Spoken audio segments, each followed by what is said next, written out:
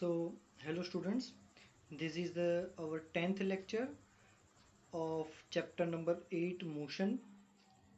So, let's continue from the uniform circular motion. Uniform circular motion का जो ये topic था वो हमने लास्ट लेक्चर में देखा था, बट वो थोड़ा इनकम्प्लीट था थोड़ा टॉपिक और देखना बाकी था. So let's finish the topic. Uniform circular motion में हमने क्या देखा था कि when an object is continuously performing circular motion like this with a same speed. मान लो कि आप 5 मीटर पर सेकंड की स्पीड से ऐसे गोल गोल गोल गोल घूमते ही जा रहे हो तो उसको यूनिफॉर्म सर्कुलर मोशन कहते हैं. और प्रीवियस लेक्चर में हमने ये देखा था कि ऐसी इस टाइप के यूनिफॉर्म सर्कुलर मोशन में एक्सेलरेशन प्रोड्यूस होता है. भले ही आपकी स्पीड सेम है, आप 5 मीटर पर सेकंड की स्पीड से ही घूम रहे हो, पर then also it is an accelerating motion. क्यों? क्योंकि हर बार आपकी वेलोसिटी की डायरेक्शन चेंज हो रही है ना. At each and every point you are changing your direction of velocity, that's Y.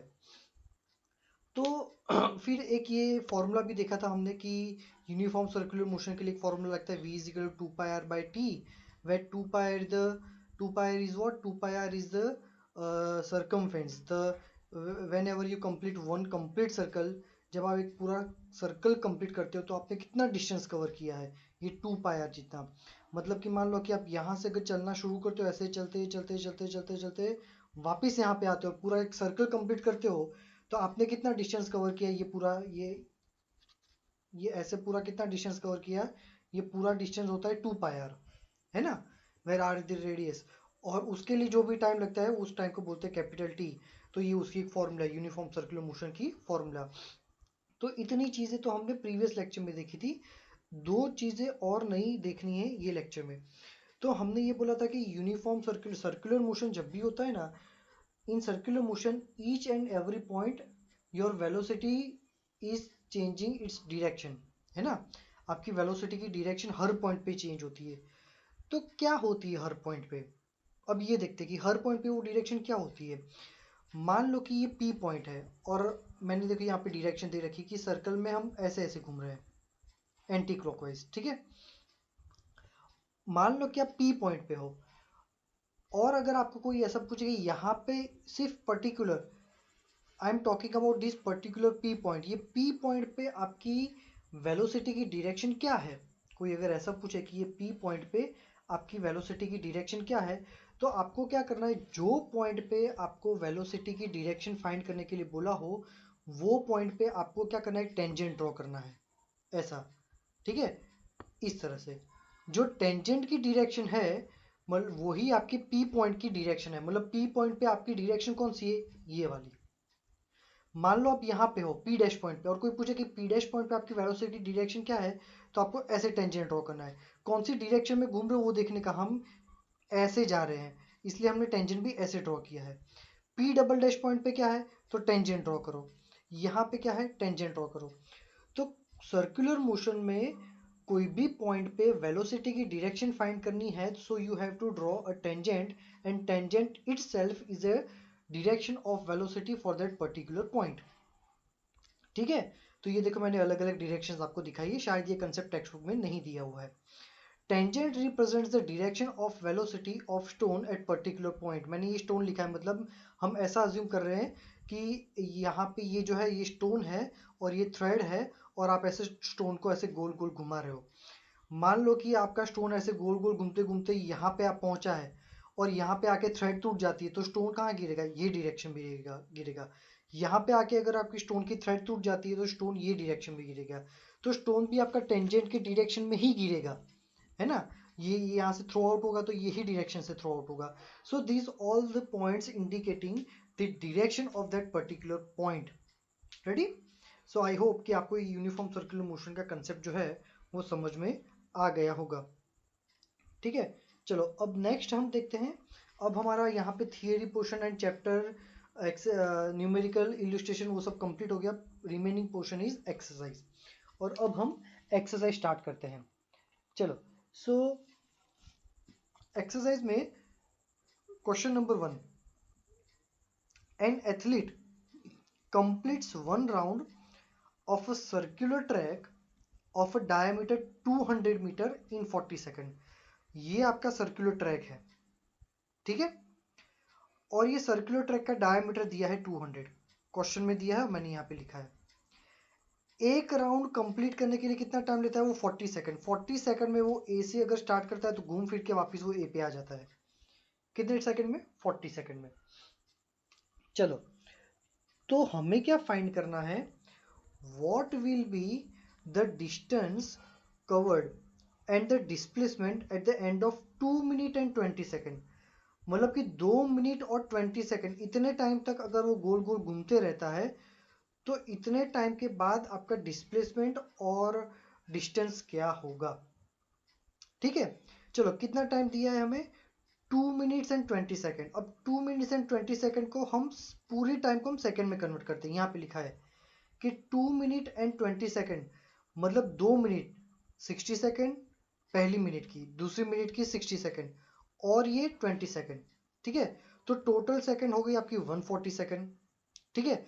अब ये 140 सेकेंड के मैं 3 पार्ट कर रहा हूँ, मतलब 40 सेकेंड में एक राउंड कंप्लीट हो गया तो 40, फिर अनदर 40 सेकंड में एक और राउंड, फिर अनदर 40 सेकंड में एक और राउंड। ये 40 प्लस 40 प्लस 40 कितना हो? 120, और टोटल करने हमें 140, तो बचे कितने? 20। तो ये 140 के मैंने ऐसे 4 पार्ट कर दिए, 40 प्लस 40 प्लस 40 प्लस 20। ये 40 क्यों लिया? क्योंकि 40 पे एक राउंड कंप्लीट होता है इसलिए, ठीक है। इतना समझ में आ गया।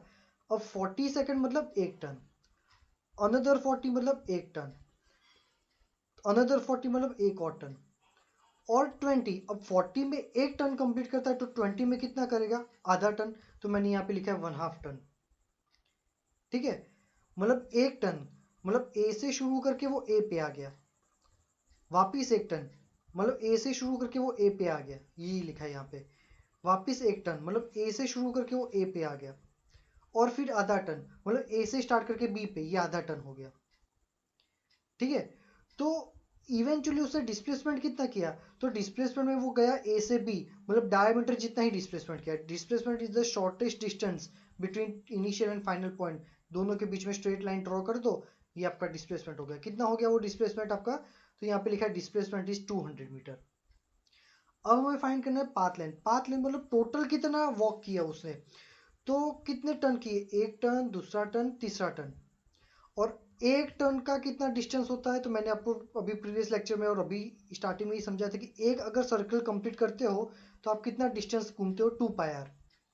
तो एक टन का 2 पाई आर, दूसरे टन का भी 2 पाई आर, तीसरे टन का भी 2 पाई आर, और चौथा टन है आधा, तो 2 पाई आर का आधा पाई आर। मतलब इन सबका एडिशन करो, 2 + 2 4 एंड 2 6 एंड 1 7, तो टोटल हो गया 7 पाई आर, ठीक है। तो 7 इंटू पाई की वैल्यू डाल दो 3.14, मतलब 314/100, और रेडियस आपको दिया है यहाँ पे रेडियस हो जाएगा आपका 100। मैंने गलती से 200 लिख दिया है, पर क्या आएगा? 100।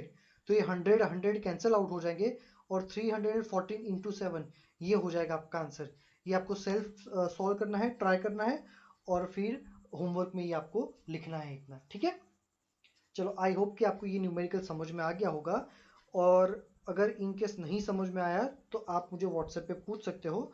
लेकिन ये सब आपको घर पे एक बार सॉल्व करना है ना, ऐसे बस देख के कंप्लीट कर दिया ऐसे नहीं। हर न्यूमेरिकल, आज के होमवर्क में जितने भी न्यूमेरिकल्स मैं करवाऊंगा वो सारे न्यूमेरिकल्स आपको होमवर्क में एक एक बार लिखने हैं, ठीक है। सो ये आपका होमवर्क हो गया। जितने भी न्यूमेरिकल्स आज के लेक्चर में होंगे वो सारे न्यूमेरिकल्स आपको एक एक बार करने हैं, ठीक है। चलो, अब नेक्स्ट देखते हैं। Joseph jogs from one end A to another end B of a straight 300 metre road. मतलब 300 मीटर का एक रोड है, वहां A से B वो जाता है। यहाँ पे कहाँ से कहाँ जाता है? A से B। और A से B का रोड कितना डिस्टेंस है? 300 मीटर। देखो, मैं क्या करता हूँ, जैसे जैसे क्वेश्चन पढ़ता हूँ वैसे वैसे ड्रॉ करता हूँ, जैसे जैसे क्वेश्चन पढ़ता हूँ ड्रॉ करता हूँ, डेटा लिखता हूँ। आपको भी ऐसे ही करना है, तो ही आप कोई भी न्यूमेरिकल सॉल्व कर पाओगे। चलो, कितने मिनट में कवर करता है? 2 मिनट और 30 सेकंड में कवर करता है, ठीक है।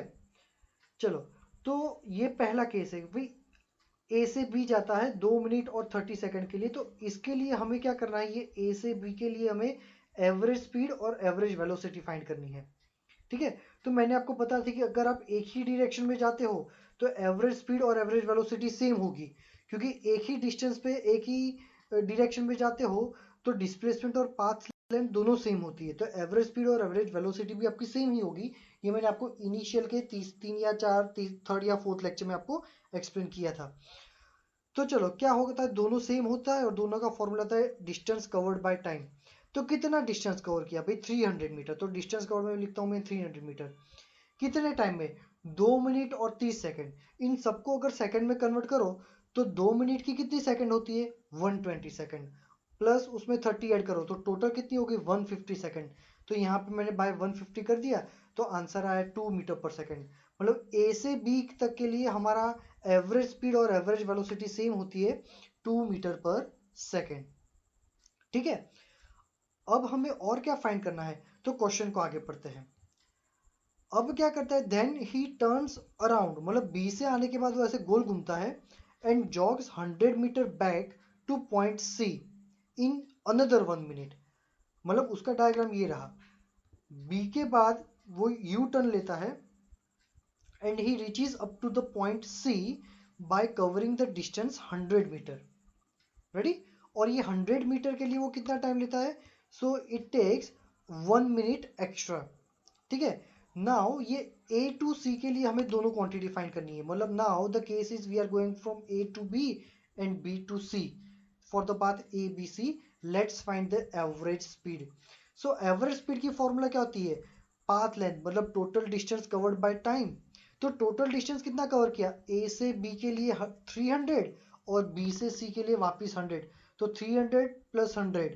और टोटल टाइम, तो टोटल टाइम देखो हमने कि ए से बी तक जाने के लिए हमारा कितना टाइम था, तो वो तो हमने यहाँ पे देखा था कि ए से बी में जाने के लिए हमारा 150 सेकंड तो ऑलरेडी लिया था, और अब एक्स्ट्रा क्या आया बी से सी, और बी से सी हम 1 मिनट में कवर करते हैं, मतलब 60 सेकंड और। तो ये 150 प्लस 60 टोटल हो गया 210। तो टोटल डिस्टेंस ये 300 और 100 वापस, तो 400 बाई 210, 1.9 मीटर पर सेकेंड, ये हो गया आपका एवरेज स्पीड। ठीक है, now average velocity. So average velocity for the same case A to B to C. So average velocity क्या होता है, डिस्प्लेसमेंट डिवाइड बाय टाइम। तो चलो डिस्प्लेसमेंट क्या होता है, displacement is the shortest distance between initial point and final point. तो initial point A था, फाइनल पॉइंट सी था, इन दोनों के बीच का शॉर्टकट। अब देखो टोटल 300 मीटर है, उसमें से ये 100 है, तो ऑब्वियसली बाकी का क्या हो गया 200 metre.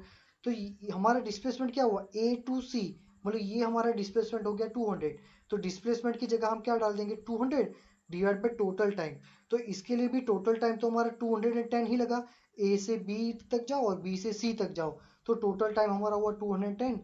whenever you numerically solve this, you will get the answer 0.95 metre पर सेकेंड। ठीक है, सो ये हो गया आपका answer both the case. And one more thing, you can tally the answers. आपकी टेक्स्ट बुक में जो पीछे आंसर्स दिए हो उसमें आंसर्स भी आप टैली करते रहना। इन केस कभी कभी ऐसा होता है कि पीछे जो आंसर होते हैं उसमें प्रिंटिंग मिस्टेक की वजह से कुछ आंसर्स करेक्ट नहीं दिए होते। अगर आपको ऐसा लगता है कि मेरे आंसर में और पीछे दिए हुए आंसर में कुछ डिफरेंस आ रहा है, if there is any kind of difference, so then also you can tell me in the WhatsApp section. ठीक है, तो आज के लेक्चर में हम यही रखते हैं। नेक्स्ट लेक्चर में हम क्या करेंगे, ये न्यूमेरिकल 3, 4 और बाकी के न्यूमेरिकल हम स्टेप बाय स्टेप देखेंगे। तो आज का होमवर्क एक्सरसाइज नंबर 1 और एक्सरसाइज नंबर 2 के ये न्यूमेरिकल्स आपको सॉल्व करने हैं। ठीक है, चलो, थैंक यू वेरी मच।